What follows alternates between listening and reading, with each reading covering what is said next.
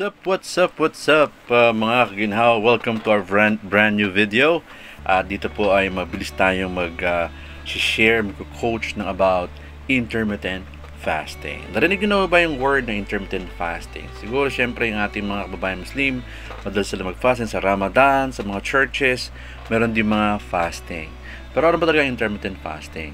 Ito po yung pag-skip ng meals, yung pagpili ng oras kung kailan ka lang kakain.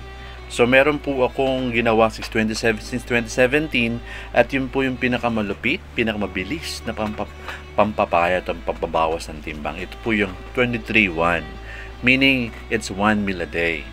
Halimbawa, kumain ka ng 6 o'clock in the evening kahapon, kakain ko ulit ngayon 6 o'clock in the evening. Ganon, isang beses lang po talaga siya. Meron naman yung 16-3, meaning naka-fasting ka ng 16 hours. Yan. Naka-fasting 16 hours, tapos the rest, pwede kang kumain ng patsi-patsi. Yun po yung intermittent fasting. Alam nyo mga kaibigan, mga kapatid, pag adult ka na, mga kaginhawa, hindi naman sa'yo masama ang mag-skip ng meals. Although, pag meron kang health condition, consult mo yung doctor mo. Pero pag healthy ka naman, hindi mo kailangan kumain ng 6 times a day. Kasi actually, kung papansinin nyo, yung mga unang tao, hindi naman talaga sila kumakain ng maraming rice. Hindi rin sila kumakain ng 6 meals, di ba? Almusal, tapos merienda, tanghalian, merienda, dinner, midnight snack. Tama? Kaya yung mga sobrang, excuse me sa word, yung lumalaki yung katawan, yung sobrang intake nila ng maraming pagkain, lalo carbohydrates, ay sobra-sobra. Now, kung ikaw ay mag-i-intermittent fasting, ano ba yung mga benepisyo nito sa katawan mo? Una, it protect against neurodegenerative diseases sa utak, no? Yung pag makakamalimutin, yung Alzheimer, maiiwasan mo yan pag nagka-fasting ka. Ano pa? Insulin levels drop and human growth hormone increases. Syempre, maiiwasan mo talaga magkaroon ng diabetes. Why? Because nagbabawas ka ng intake. Sinusunog ng katawan mo yung mga sugar at maging protein pag hindi ka po kumakain. Kaya po napakabisa po ng panlaban sa karamdaman ang intermittent fasting. Ano pa? Reduce insulin resistance and lower blood sugar levels.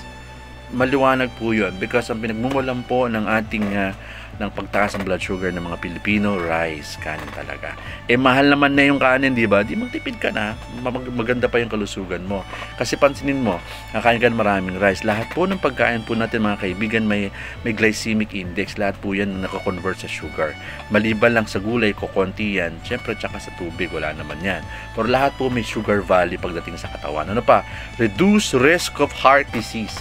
So, pag ikaw ay nag-intermittent fasting, nababawasan ng danger na magkaroon ka ng atake sa puso o magkasakit sa puso. Magugutuman ka lang sa umpisa kay guys, no? Kakalamin tiyan mo, pero mas pwede mong sundutin ng black water na huwag masyadong matamis. Black water, hindi Starbucks prof. Reduce blood pressure and cholesterol levels. Napakabisa po ng intermittent fasting. And I've done that 2017. Actually, yung phase ko ng 2017, sobrang humpak po talaga. Akala ko nila masakit ako, akala nila nagdodroga ako. Pero actually, hindi nila napansin. Pagka sa work po, hindi pa ako nag-breakfast sa work, hindi rin ako nag-lunch break sa work, nag-wifi lang ako. Parating sa bahay with my family, tsaka lang nag-dinner. 23-1. Mabilis ko kapag nagpapayat, hindi mo na kailangan ng liposuction, guys. Sobrang mahal pa at magastos yun. Ano pang benefit? Boost metabolism. Boost metabolism. Minsan mabilis mag-burn ng fat yung katawan mo. Kapag nag-intermittent fasting ka, kahit matanda ka na, bibilis ang metabolismo ng katawan mo. Ano pa? Extend lifespan. Helping you to live longer, longevity. Ay ba? Sino ba guys ang ayaw na mahabang buhay? Ikaw ba gusto mo na agad pumunta kay Lord?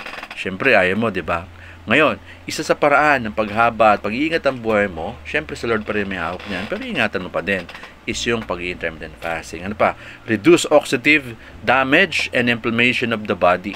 Kasi nagre-renew ng cells yung autophagy. Kapag nagpa-fasting ka, yung mga cells mo nagpapahinga, nakapaglilinis, nakakapag-rejuvenate. And even yung internal organs mo, they have time to relax. Atay mo, yung kidneys mo, lahat ng yung bituka mo, may mga time magpahinga pag nagpapahinga kang kumain. Lalo ngayon magpapasko. Ay, patay na. Removes waste material from cells. So, kaya po naiiwasan ang magkakaroon ng cancer pag nag-intermittent fasting ka. And lastly, reduce leptin levels, increasing testosterone. No? Meron pang cellular repair, reduce risk of diseases, combats infections, protects brain, of course, weight loss, napakabilis ng weight loss, lower insulin levels, and hormone balance. Napakarami pa ang benepisyo ng intermittent fasting.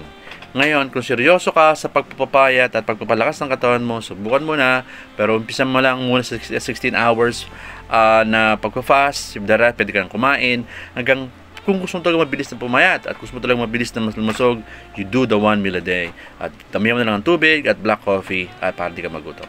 God bless. God has give us the whole life of blessings and long life because He promised us. But we need to also protect our body and take care of our body. God bless everyone and thank you for your support and keep on subscribing. 안녕하세요. Merry Christmas!